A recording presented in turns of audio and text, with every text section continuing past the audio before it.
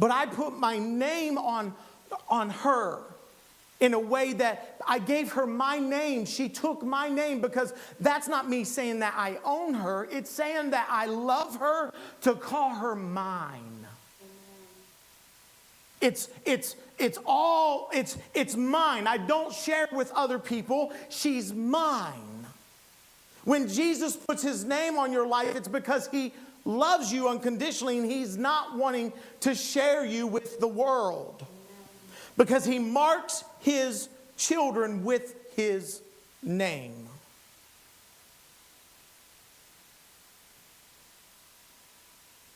He marked us when he shed his blood on Calvary. When we go down into the waters of baptism, we are raised up in a newness of life for getting rid of the old ways and putting on the new ways. Putting on the name of Christ on our life. If you turn to Luke 15, we're not going to get into the whole story, but Luke 15,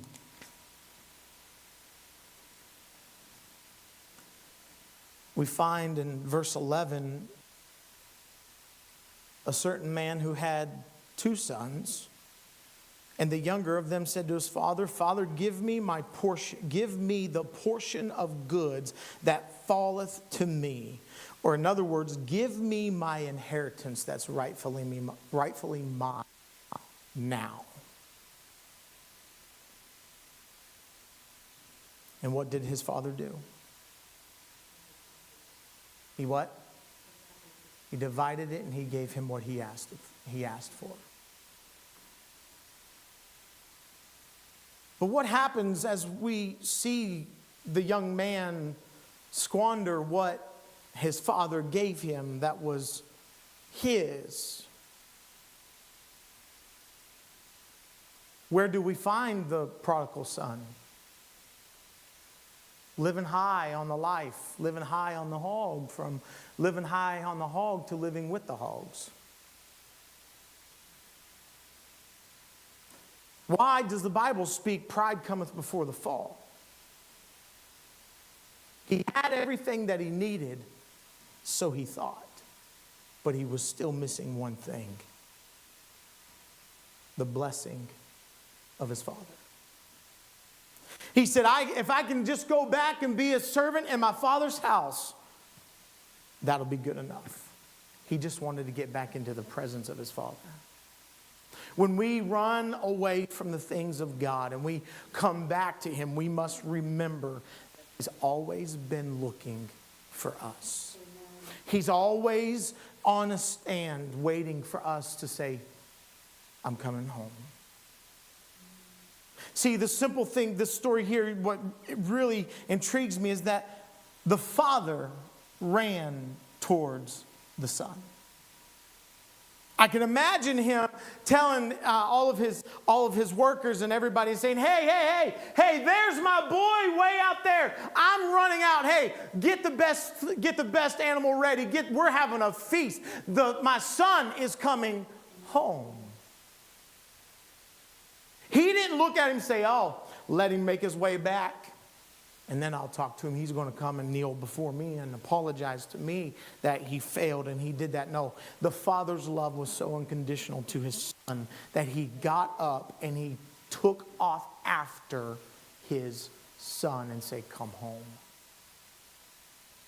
We look at things too much as a negativity when it comes to our relationship with God because listen, if you've been living for God at any given amount of time, 5, 10 years, 3 years, 2 years, 25 years, 50 years, 60 years, 70 years, whatever it is, because you make one mistake doesn't mean that you've just lost out on everything with God. Why do we get in that mindset thinking that we have failed too much when we make one mistake? Because humanity tells us if you fail me, I'm done with you. You're disposable. God's not in the trash business. He's in the restoration business. He takes what we aren't good at and makes it better. He takes the brokenness and says, I can use that and make it something that it looks like it was nothing. I can restore what was broken or of no value, he ran towards his son. Romans 5:8.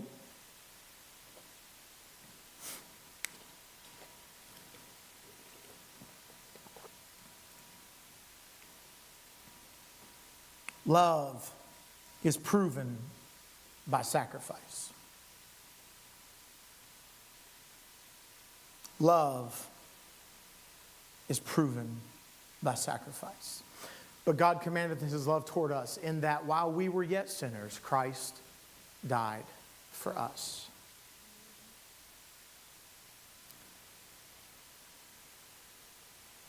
Love becomes real when it costs us something. Let me say it again. Love becomes real when it costs us something. See, love requires sacrifice.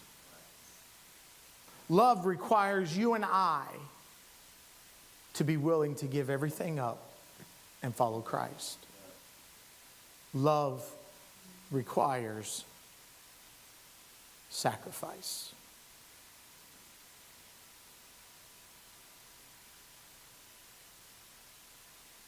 If you're not willing to put a ring on it, then do you really love it?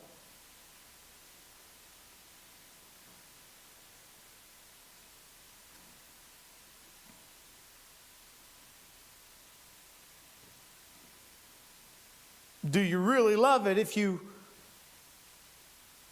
are not willing to sacrifice for it? Are you willing to change the way of your old ways if you realize who Jesus is in your life? See, we all long to have that companionship and value and self-worth. And listen, your spouse can help you find that, but you're not going to achieve it just with your spouse.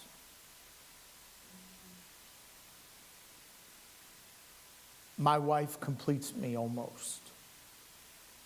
But if I don't have God, I don't have a relationship with my wife.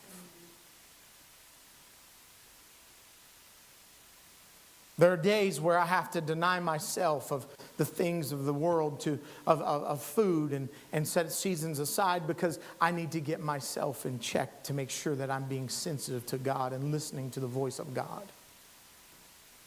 And to remember that love has a name. See, we hear about do it, you talking about work and stuff. You do it unto the Lord, right? You want to do the best that you can with what you have, and you want to give it and do it unto the Lord, right? But what about loving people the way Christ loves? What about forgiving people the way Christ forgives? That's hard. How can I forgive somebody who's done something wrong to me? Every time you sin, every time you fail God, my question is this. This is a hypothetical question. Do you put him back on the cross every time you fail him? Does he remember the pains of the cross every time you fail him? And does he hold you under a microscope, telling you and reminding you of what you've done wrong, and that you'll never get over that? You hurt me too bad that I'll never get over that. I'm not saying healing doesn't take time, but forgiveness is for you. Let me say that again. Forgiveness is for you. What did Jesus do as they were mocking him and making fun of him? As he's hanging on the cross, he said, Father, forgive them, for they know not what they do. Now, I wish I could tell you all today that those are easy things to follow, but I would be lying to you. I have at times wanted to get vengeance back, just like you have. But then do we, or are we representing Christ the way that we should?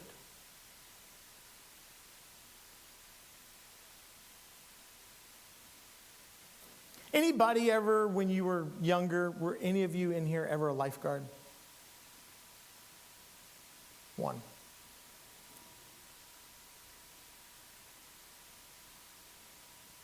Why were you willing to jump into a waters to save somebody and risk your life?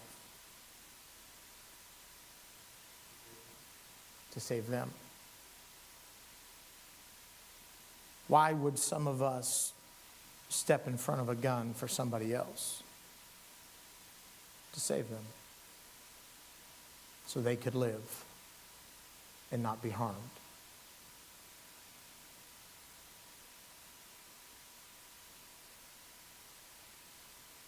A lifeguard will dive into the waters because that life is worth saving. Now,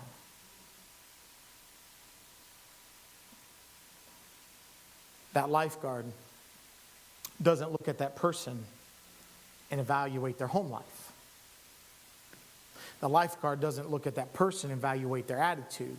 That lifeguard doesn't look at that person and evaluate if they're nasty or not in their attitude towards others. That lifeguard does not look at that person and say, look what they've done to others. I'm going to let them drown.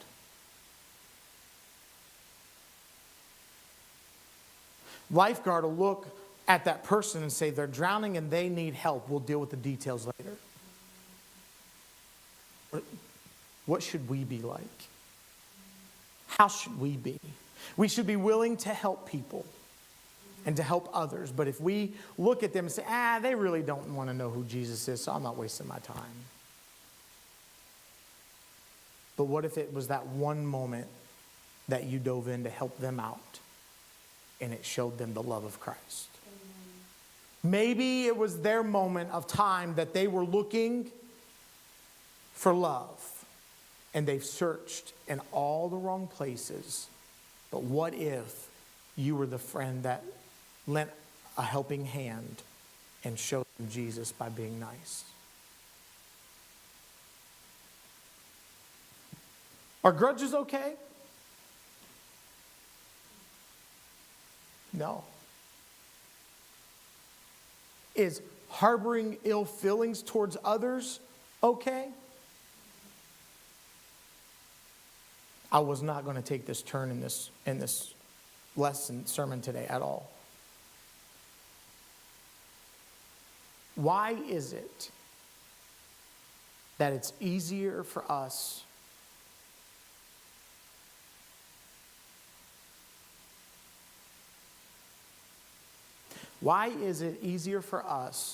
to forgive a stranger than it is to forgive our family?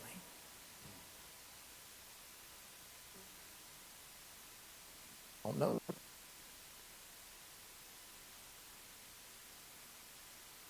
Relationship.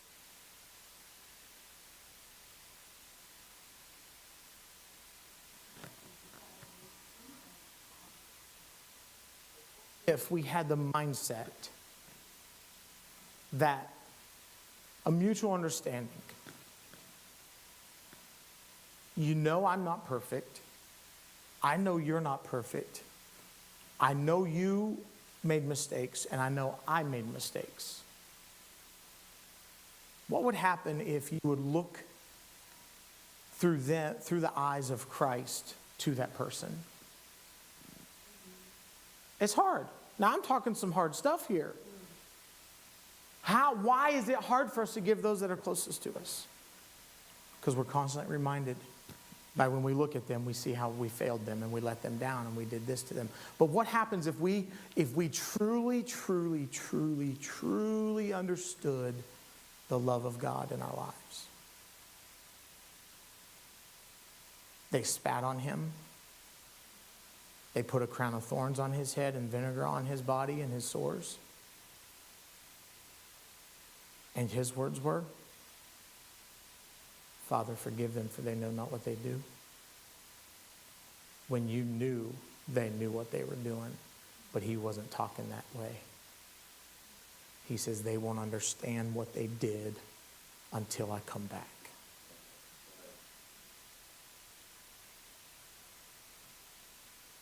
How do we get better? By forgiving those that are closest to us. By knowing His name in our life, and not just saying, having an understanding of it, but knowing Him, having a relationship with God. See, the Bible will teach you, it'll talk about long suffering. It'll talk about compassion. It'll talk about having patience.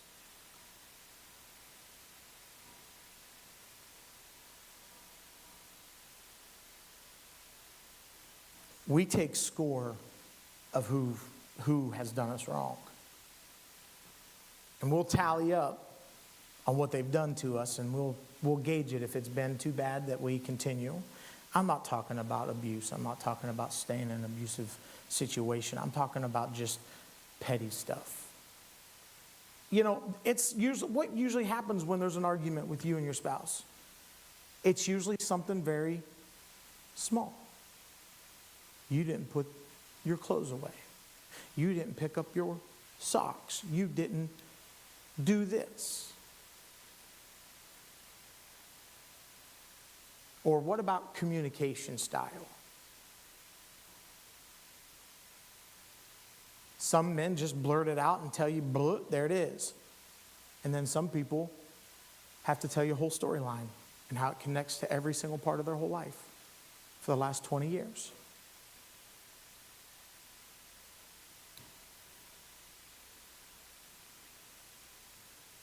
Nothing wrong with the styles of communication, but understanding that there are different styles, but understanding that if we truly have the love of God in our lives, we're not just willing to be like a soldier and lay on a grenade for our friends, but we'll be willing to lay down for anybody.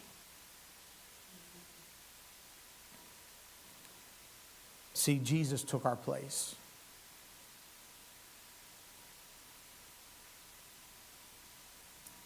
How do you know if Jesus is inside you?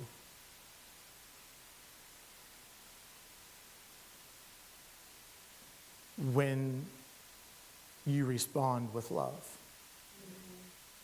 I'm talking to myself as well. Love will flow through us when He lives inside of us. And I'm not talking about just an experience of infilling of the Holy Ghost. I'm talking about a dwelling. I have seen people speak in tongues like a wild banshee and then cuss somebody out.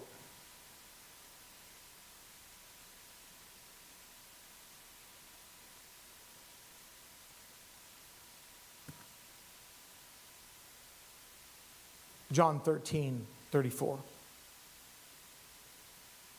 Says, a new commandment I give unto you, that ye love one another as I have loved you, that ye also love. This shall know that know that they are my disciples, if you have love one to another. When we have love for one another, people will know that we have Jesus living inside of us. Listen, you can't tell me that that I haven't dealt with anything where I'm always just so loving and so compassionate and so understanding and so like Christ all the time that I'm untouchable. That's not the case, because I am human just like you. And there are times where I have to go to the prayer closet and I have to get in a place of prayer and I have to have God tear some things out of my soul because I have allowed things to attach itself that should not be attached. I'm talking about love that has a name that surpasses all understanding. I'm talking about a love that forgives all things, removes all things, that heals all things, that restores all things. I'm talking about what Christ has done in our lives. You ever take a cup and overfill it? Or you ever go to pour a can of soda or pop into a glass jar with ice and pour it in and the bubbles cause it to overflow? But you know that cup is big enough to handle that whole can of pop. See, what is inside you will overflow out of you.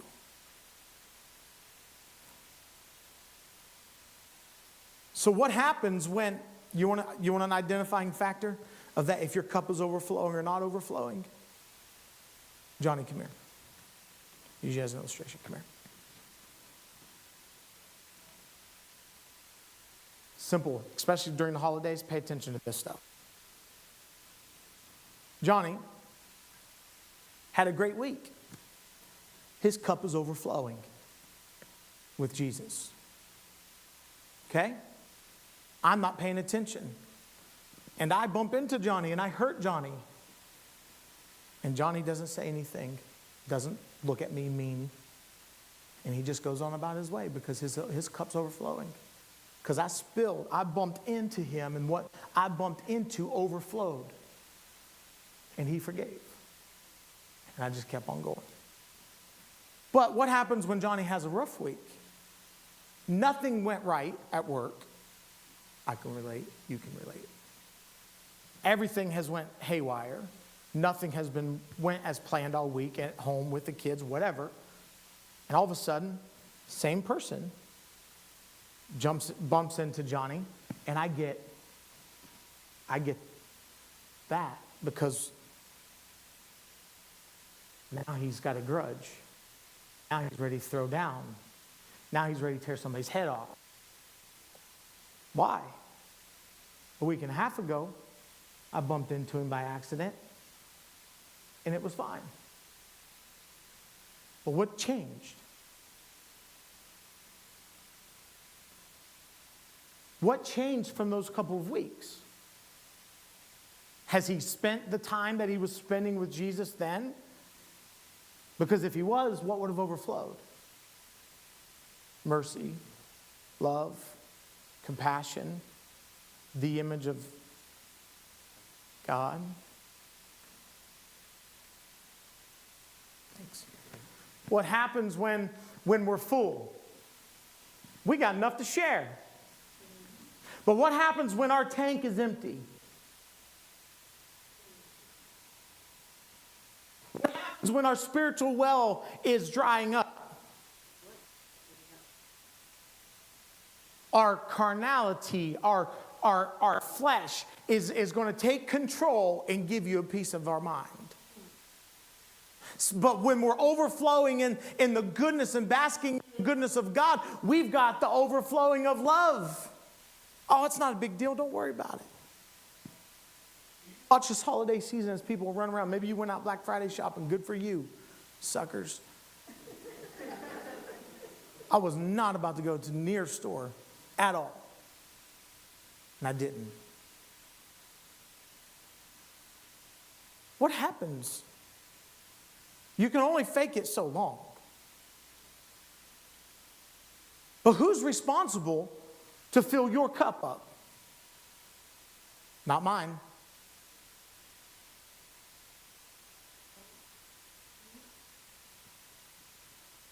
You. So how you respond is based on how much time you've spent with Jesus. Now, I'm not getting into all the other stuff of trauma and all that stuff. I'm not talking about those things. I'm talking about quick knee-jerk reactions.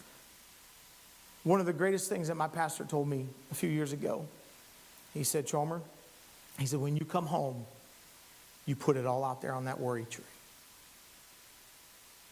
You put your job, your day, the business finances, you put the employees, you put everybody on that tree, and you hang it up. You don't pick it up. You don't take it off in the house. He said, you leave it out there. You pick it up the next day when you go out to go back to work. That's not a place for it at home. Leave it out there. Could you imagine if we would leave things in the rightful place? How much happier we would be because we would truly understand the love of God in our lives. Well, how does that look to us? What happens when you get that joy, the cup of joy and fulfillment and excitement because something just happened that's exciting in your life? You share it with others. But we also share when something bad happens as well.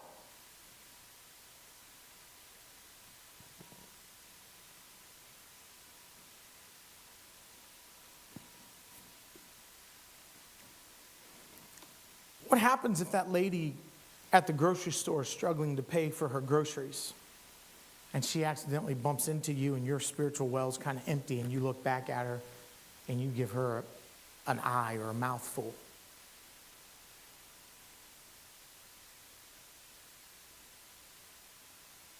You're responsible for how you respond. I'm responsible for how I respond. I can choose love or I can choose wrath. My choice. Your choice. But if you see someone struggling, do you just sit back and say, go ahead, keep struggling? Or has God blessed you to be able to take care of it for them? Be in a grocery store and someone's standing there and I just felt led to pay for their groceries.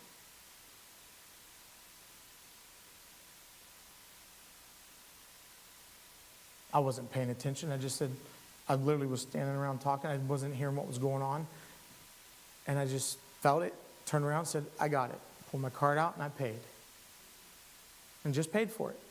What I didn't hear is that her and the cashier lady was having a conversation of what food they were going to have to put back because she didn't have enough money to cover it. I didn't know that until after she left. She was crying, and I'm like, have a good day. Be blessed. That's all I said. But then the cashier lady told me what was going on. Not that I'm out here saying, oh, look what I have. I'm just going to do it just to be a showboat and do this. No. You give love because you have received love.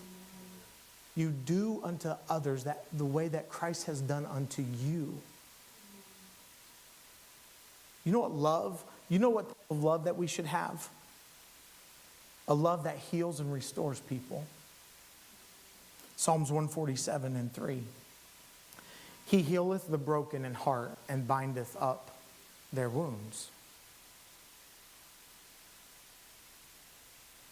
He raised Lazarus from the dead, but it was the church's responsibility to get him out of the grave clothes. He'll do the miracles. It's up to us to help them make it. It's up to us to show them the love that never fails. The love, listen, could you imagine if someone gave up on you a long time ago? Could you imagine if someone said, forget him, he's not worth it?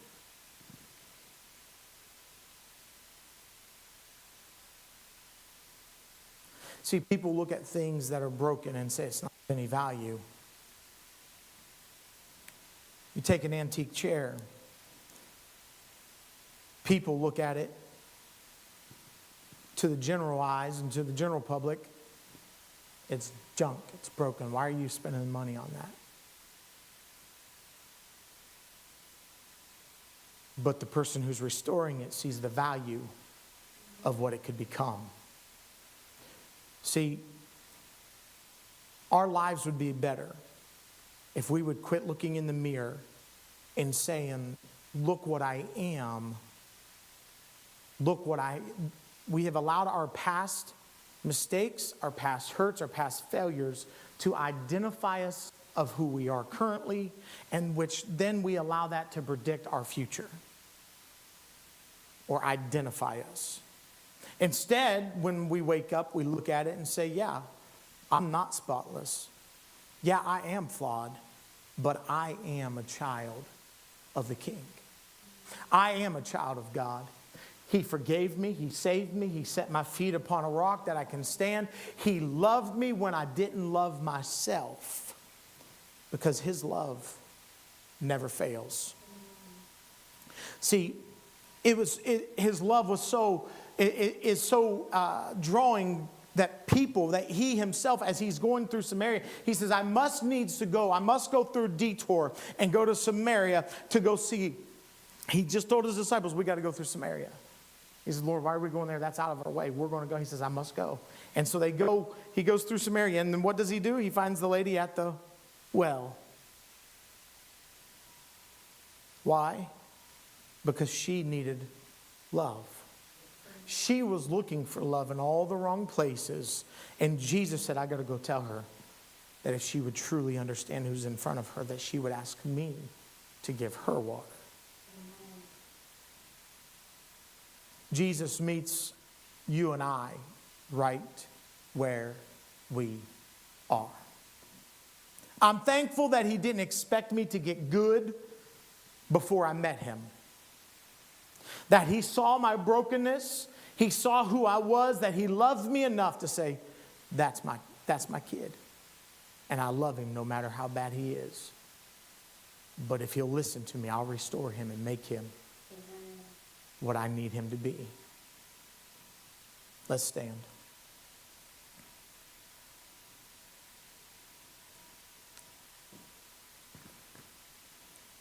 Love never fails. 1 Corinthians 13:8. Charity never fails.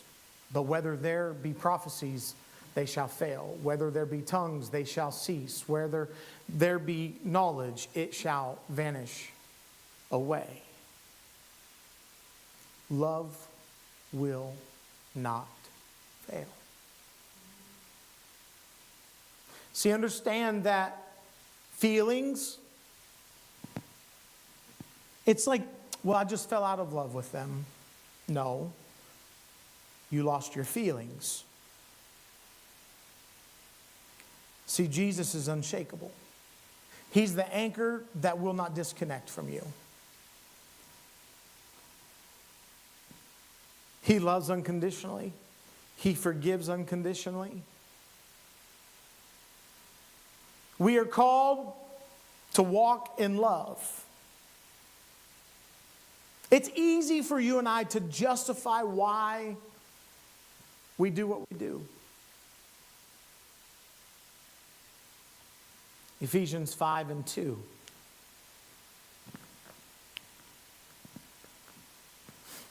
And walk in, let's read it. And walk in love, as Christ also hath loved us and hath given himself for us an offering and a sacrifice to God for sweet smelling savor.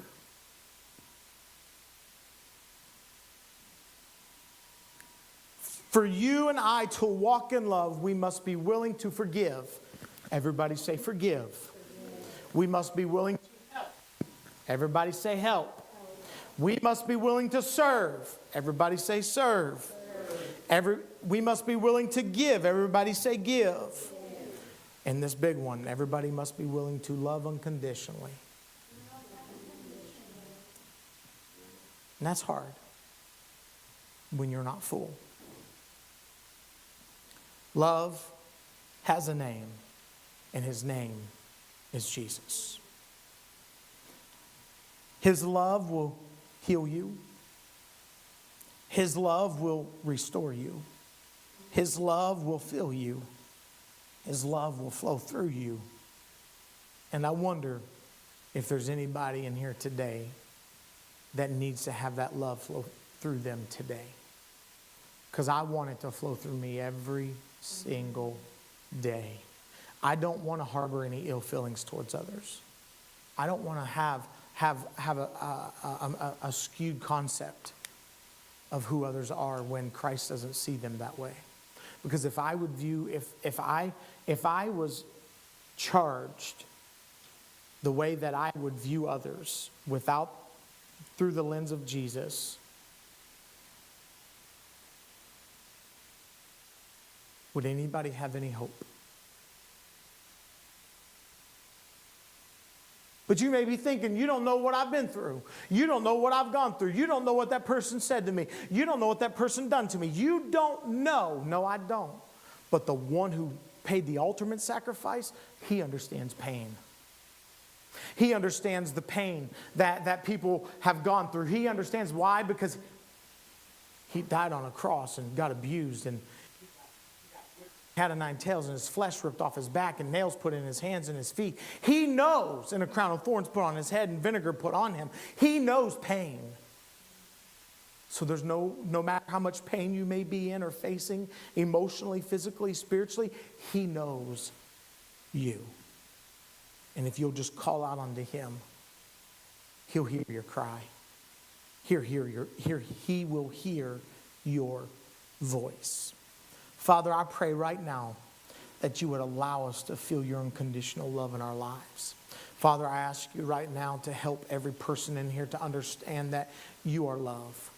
That you are unconditionally loving us, Lord. Even when we make mistakes, you're there to pick us up and to restore us and to help us and to be there when we make dumb decisions. God, you are there to help us and teach us the ways that we need to go and the direction we need to go.